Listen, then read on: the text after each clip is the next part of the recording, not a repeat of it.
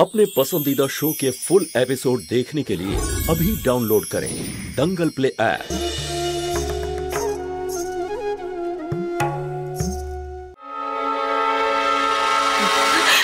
আরে দিদি কি হয়েছে তোর এরকম কেন করছিস? ও আবার ফিরে এসেছে, ব্রজ ফিরে এসেছে আবার।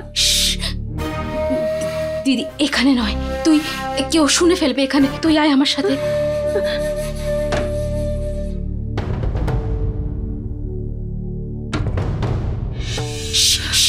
দিদি সামলা নিজেকে, এমন কি হয়েছে যে তুই এভাবে আমাদের সবার জীবনে বিষ ঢালতে এসেছে ও, আর আমি এত অসহায় হয়ে পড়েছি যে কিচ্ছু করতে পারছি না। আজও আমার সামনে দাঁড়িয়ে আমার স্বামীকে নিয়ে খারাপ কথা বলেছে। আমি সহ্য করতে পারিনি, আর আমি ওর গায়ে গরম চা ঢেলে দিয়েছি।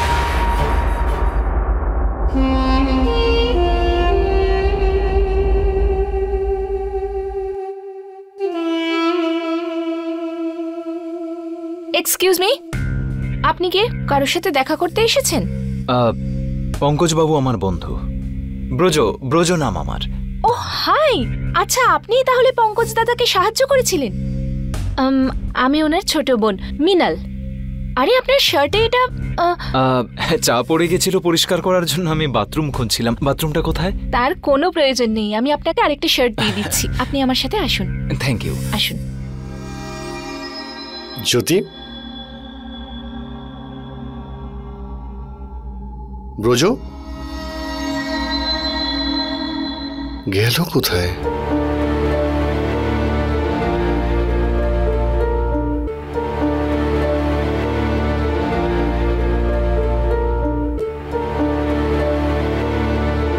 মনে হচ্ছে জ্যোতি ব্রজের সঙ্গে সবার আলাপ করাতে নিয়ে গেছে। আমি আর সহ্য করতে পারছি না সুধা, আমি আমার স্বামীর অপমান সহ্য করতে পারছি না। এবার পরিণতি যাই হোক না কেন, আমি আজ এখন এই মুহূর্তে গিয়ে পঙ্কজকে সব সত্যি বলে দেব। না দিদি, দেখ দেখ তুই, আমি তোর ব্যাপারটা বুঝতে পারছি, কিন্তু এরকম তাড়াহুড়ো করে নেওয়া সিদ্ধান্ত কখনোই ভালো হয় না দিদি। আমি কি করব সুধা? সত্যি স্বীকার করা ছাড়া এই চক্রব্যূহ থেকে বেরোনোর আর কোনো পথ নেই। আর ওই লোকটা কতটা নিচে নামতে পারে সেটা তো তুইও জানিস, বল। আর কত সহ্য করবো আমরা? দিদি তুই তুই একটু ধৈর্য ধর, আমরা একদিন না একদিন সবাইকে সত্যিটা বলে দেবো, কিন্তু এটা সঠিক সময় নয়। আমরা আমরা আমরা একটা কাজ করি, আমরা বাবা মার সাথে কথা বলি, ওরা আমাদের থেকে তো বড়, ওরা যা বলবে ঠিক বলবে। কিন্তু দিদি প্লিজ, তুই তো বলেছিলি যে আমরা অনেস্ট, ভগবান সবসময় আমাদেরই পাশে থাকবেন। তুই শুধু একটু ভরসা রাখ, উনি নিশ্চয়ই কোনো না কোনো রাস্তা বার করবেন। কিন্তু কিন্তু যদি তুই এরকম ভাবে হঠাৎ করে সবাইকে সুষমার সত্যিটা বলে দিস, তাহলে সব সম্পর্ক ভেঙে যাবে। না, আমি এরকমটা হতে দেব না। হে ভগবান, আমি কি করব? আর দিদি তুই তুই নিজেকে সামলা, আর আবার বাইরে চল। তোর ওখান থেকে এভাবে হঠাৎ চলে আসাটা জামাইবাবুর মনে অনেক প্রশ্ন তুলতে পারে। ঠিক আছে, আমি যাচ্ছি, কিন্তু আমি জানি না আমি আর নিজেকে ঠিক কতদিন আটকে রাখতে পারবো।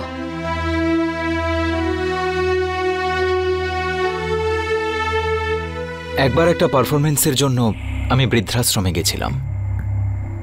ওখানে ওই বৃদ্ধ অসহায় চোখগুলোর দিকে দেখে আমি চিন্তায় পড়ে গেছিলাম যে এদেরও নিশ্চয়ই সন্তান আছে,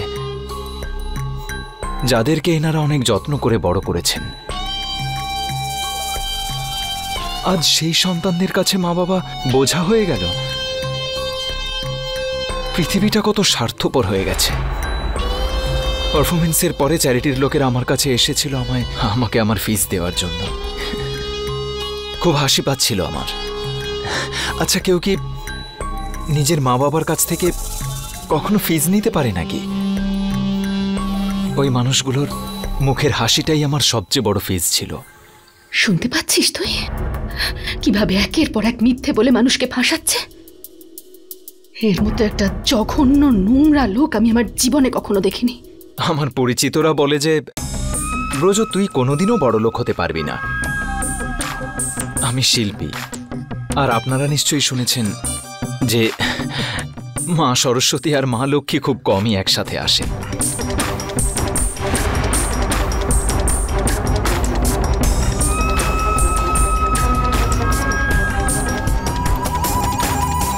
পঙ্কজ, এটা একটু ফিল করে দেখো তো।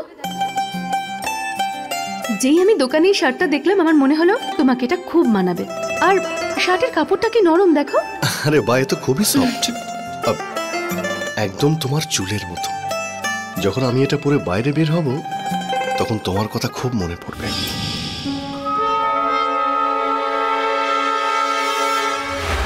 বাবা, তোমার কাছে এই যে উদার মনটা রয়েছে, আজকাল এসব দেখাই যায় না। এত সুন্দর কথা। জ্যোতি,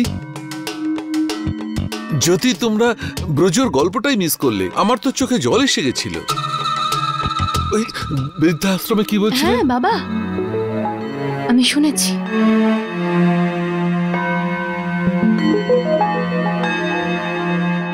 মনে হয় জ্যোতি দেবী আমার উপর বিরক্ত। এটা কোনো বড় ব্যাপার নয়। যদ্দূর আমি বুঝেছি, আমার এই শার্ট পরাটা ওনার পছন্দ হয়নি। পঙ্কজবাবুর তো।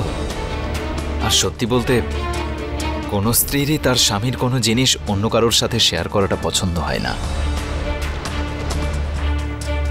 কোনো ব্যাপার নয় জ্যোতি দেবী, আমি বুঝতে পারছি, আমি চেঞ্জ করে না নিচ্ছি। না, ছেড়ে দিন, ওটার কোনো প্রয়োজন নেই। কারণ পঙ্কজ এই শার্টটা আর কোনোদিনও পরবে না। ও, তার মানে বলতে চাইছেন যে এই শার্টে পঙ্কজবাবুর চেয়ে আমাকে বেশি মানিয়েছে, তাই না?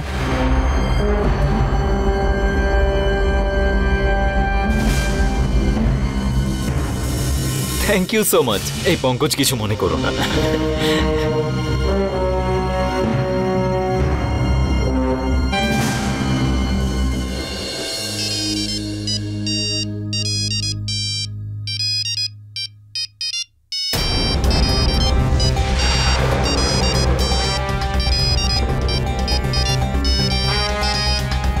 হ্যালো, খুব এক্সপেন্সিভ শহর এটা।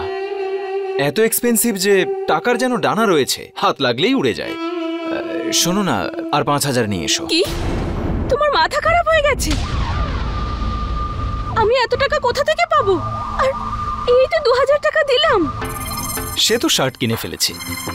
এমনিতেও তোমারই দিদি চা গায়ে ঢেলে খারাপ করে দিয়েছে। একটা কাজ করো না, ওর থেকে নিয়ে নাও। এখন ও যদি নিজেই শার্ট খারাপ করে তো ওকেই দিতে হবে, তাই না? আর এমনিতেও খুবই বড় লোক, ওর কাছে ৫,০০০ টাকা কোনো ব্যাপার নয়। টেনশন করো না। তোমার কি একটু লজ্জা নেই? আমি দিদির কাছে টাকা চাইতে পারবো না। আর দিদি যদি জানতে পারে এই টাকাটা তোমার জন্য চাইছি, ও এই টাকা কোনোদিনও আমি দেবে না। কখন বলছি যে তুমি সবাইকে বলে বেড়াও? বলো না। আর এমনিতেও আজকাল তোমার কাছে অনেক বাহানা আছে তোমার বড় লোক দিদির থেকে টাকা নেওয়ার। ভেবে দেখো, নইলে আমি ভাবতে শুরু করব। আর আমি শুধু তোমাদের শেষ করে দেওয়ার কথাটা ভাববো। তুমি রাক্ষস বলেছিলে না আমাকে? এবার দেখো আমার দানব রূপ। তুমি কত নিচে নেমে গেছো ব্রজ। তুমি যাই বলো না কেন ডার্লিং, আজকাল গালিগালাজটা আমার বেশ লাগে। মনে হয় যেন কেউ আমার তারিফ করছে। আমি অপেক্ষা করব তুমি চলে এসো, নইলে তুমি তো জানোই।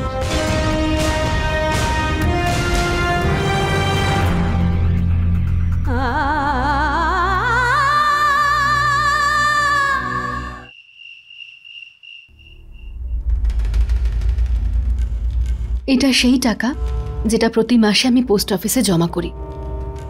এটা ছাড়া আমার কাছে কিন্তু আর টাকা নেই। থ্যাংক ইউ দিদি। ভয় পাস না সুধা, সব ঠিক হয়ে যাবে। আমি জানি তুই বাবা মাকে চিন্তায় ফেলতে চাস না, কিন্তু যদি তুই বলিস তাহলে আমি তোর সাথে ডক্টরের কাছে যাব। না দিদি, কোনো প্রয়োজন পড়লে আমি তোমায় ডেকে নেব। ঠিক আছে, কিন্তু তুই আমাকে বললি না তো এই ডক্টর হঠাৎ করে টেস্ট করতে কেন বলছে? দিদি, তুমি তো জানো যে ওই প্রেগন্যান্সির শুরুর দিকে রোজ আমায় সিঁড়ি থেকে ধাক্কা দিয়েছিল, তাই ডক্টর একবার স্ক্যান করে দেখে নিতে চান যে ওর প্রভাব বাচ্চাটার উপর পড়েনি তো। খুব খুশি হলাম শুনে যে তুই তোর বাচ্চার এতটা খেয়াল রাখছিস, কিন্তু নিজেরও খেয়াল রাখিস। হ্যাঁ, যেমন ডক্টর বলবে তেমনই করবি। আর যাই হোক না কেন আমার থেকে লুকোস না। আচ্ছা চল, আমি তোকে যাওয়ার সময় ছেড়ে দিই। না দিদি, আমি অন্যদিকে যাব, আমি এই দিক দিয়ে চলে যাব। ঠিক আছে।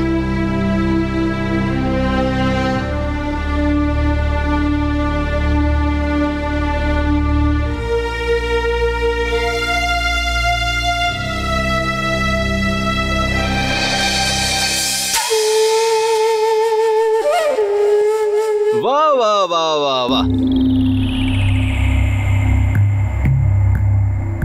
কি শিল্পী তোমরা দুই বোন। হ্যাঁ, মিথ্যে বলাটা তো তোমাদের কাছ থেকে শিখতে হবে। Very good, very good. কেমন আছো ডার্লিং? ও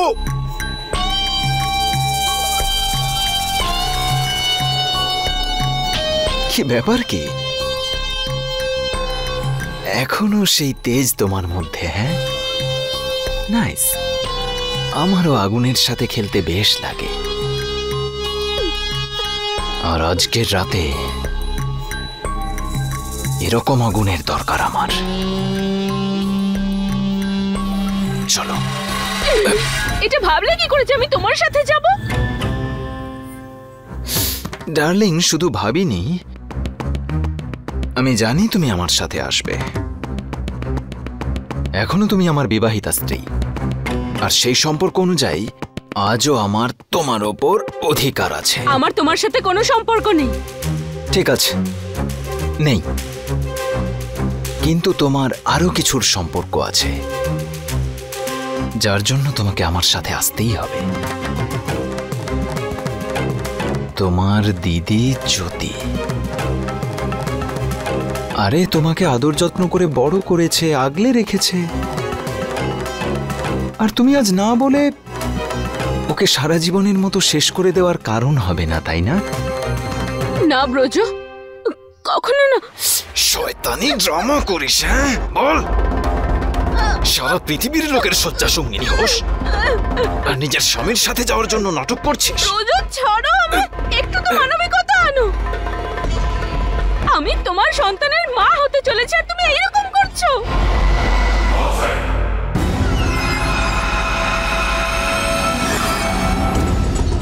আমার সন্তান নাকি ওই ঠাক্কারের, নাকি অন্য কারোর? কত নাম হয়ে গেছে।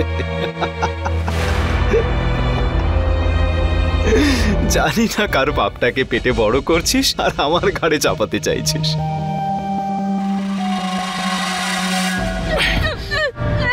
এই কথাটা তুমি কান খুলে শুনে রাখো, এরকম একটা সন্তানের বাবা হওয়া যায় না।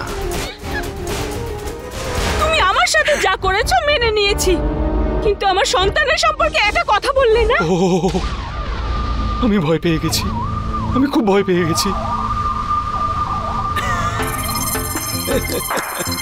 এই বন্ধ করে এইসব নাটক। দেখো বাবা, আমি জানি তোমার ধান্দা, কিন্তু কোনোভাবে আমি তোমাকে টাকা দেব না। চলো একটা কাজ করি, তার বদলে আমি তোমার দিদিকে কিছুদিনের জন্য শান্তিতে থাকতে দেব। চলো। ছাড়ো আমায়, মরে যাবো তাও আমি তোমার সাথে কখনোই যাব না।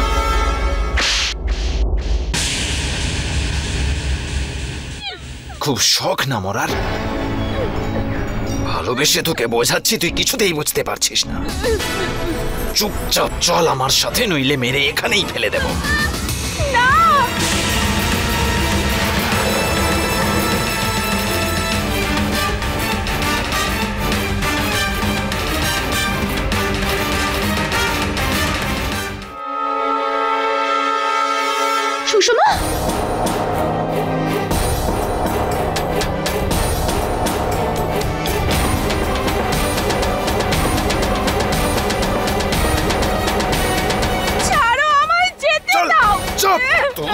তোকে তো আমি শয়তানি, আজ তুই বেঁচে গেলে পরের বার কিন্তু ছাড়বো না, আর এর প্রতিশোধ আমি নেবই নেব। সুষমা, সুষমা, সুষমা, সুষমা, কে ছিল? কে ছিল বল না।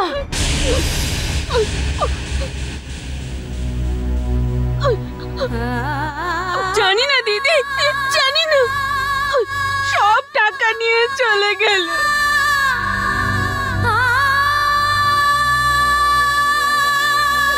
কোনো ব্যাপার না, তোর কোথাও লাগেনি তো? হ্যাঁ বল। না দিদি, আমি ঠিক আছি। আচ্ছা চল চল চল পুলিশ স্টেশনে গিয়ে রিপোর্ট লিখে আসি। তুই চিনতে পারবি তো লোকটাকে? না না দিদি, আমি ওর মুখটা ভালো করে দেখিনি, খুব অন্ধকার ছিল না। আচ্ছা বাদ দে, তুই ঠিক আছিস এটাই যথেষ্ট আমার জন্য। কিন্তু তুই এবারে ডক্টরের কাছে কি করে যাবি? টাকাগুলো তো সব চলে গেল। দিদি দিদি, আমি কিছু একটা করে নেব। তুই আবার কি করবি? এতগুলো টাকা পাবি কোত্থেকে তুই? তুমি বা কত করবে? তোমার সেভিংসে আর তো টাকা নেই। আরে কিছু একটা তো করতে পারবো আমি, পঙ্কজ থেকে ধার নিয়ে নেব। না দিদি, আমি কোনো সরকারি হাসপাতালে চলে যাব।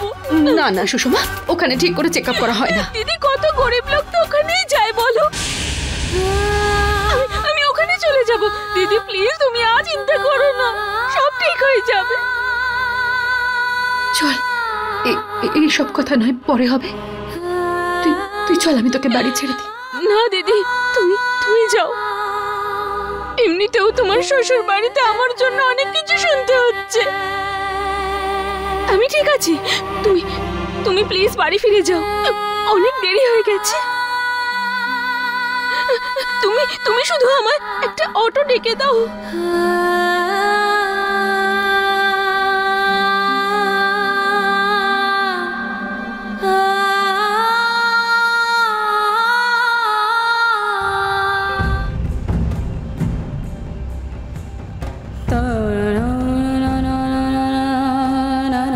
সারা পৃথিবীর লোকের শয্যা সঙ্গিনী হতে পারিস, আর নিজের স্বামীর সাথে যেতে নাটক করছিস। আমি তোমার সন্তানের মা হতে চলেছি, আর আমার সাথে তুমি এরকম ব্যবহার করছো। আমার সন্তান নাকি ওই ঠক্করের, নাকি অন্য কারো? কত নাম এসেছে। এইভাবে যার তার সন্তানের বাবা হওয়া যায় না।